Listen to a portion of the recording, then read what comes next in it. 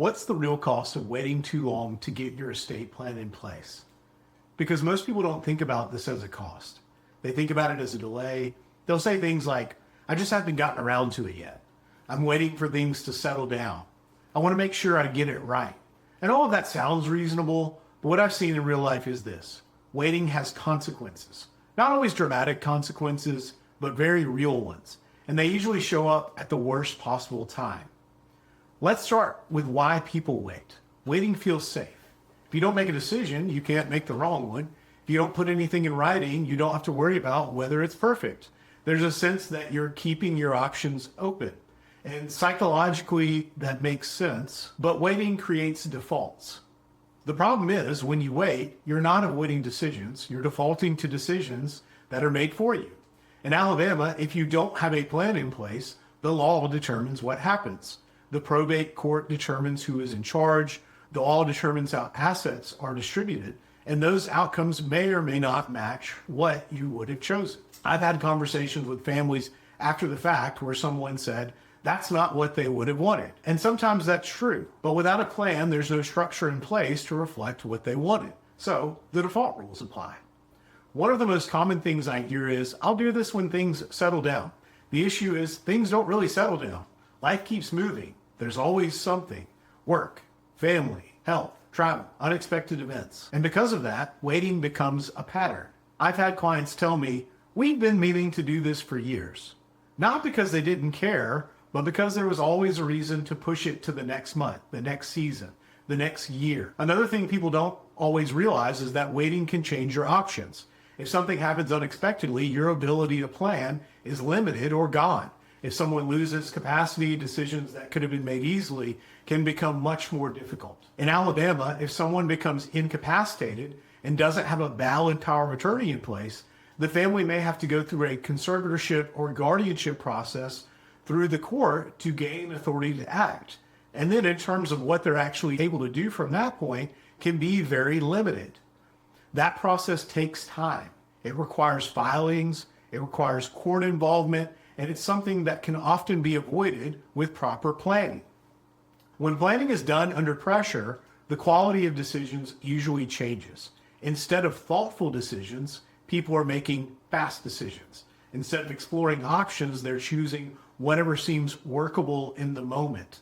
I've seen situations where a family had to make decisions quickly because something had already happened. And instead of building a plan that fit their goals, they were trying to solve an immediate problem. And that's a very different experience.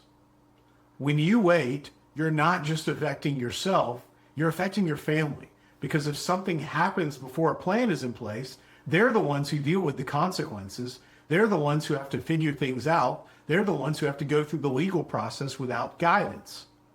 Another issue with waiting is that information doesn't organize itself. If you haven't created a plan, there's a good chance your information is scattered. Accounts, documents, contacts, instructions. And if something happens, your family has to piece all of that together. I've seen families spend days just trying to figure out what exists out there, not making decisions, just gathering information. And that's a hard place to be when you're also dealing with a loss. One of the biggest hidden costs of waiting is that it creates more work later. Instead of making decisions now, when things are calm, those decisions get pushed into a moment when things are not calm. And that changes the experience entirely. A big reason people wait is because they want to get everything exactly right. They want to think through every detail. They want to be sure. But estate planning is not about perfection. It's about having a structure in place. One of the most important things to understand is that your plan is not permanent. It can be updated. It can be adjusted. It can evolve as your life changes. So you don't have to get everything perfect today. You just have to get something in place. I've had clients say, what if we make a decision now and want to change it later on? And the answer is, that's part of the process. Plans are meant to evolve. The difference between planning now and planning later isn't just timing, it's control. When you plan now, you're making decisions on your terms. When you wait, you increase the chance that decisions will be made under pressure or by default. In real life, the difference shows up in small ways. Clarity versus confusion, direction versus uncertainty, preparation versus reaction. Those differences add up. Instead of thinking about estate planning as something you need to complete perfectly, think of it as something you need to start. Because once it's started, it can be improved, it can be refined, it can be updated. But if it's never started, none of that can happen. So the key takeaway is this: waiting feels harmless, but it creates real consequences. It shifts decisions out of your hands, it increases the burden on your family, and it turns something that can be handled calmly into something that has to be handled under pressure. At the end of the day, estate planning is not about getting everything perfect. It's about putting something in place that works. And the sooner you do that, the more control you have over how things unfold, because waiting doesn't avoid decisions. It just changes who makes them and when.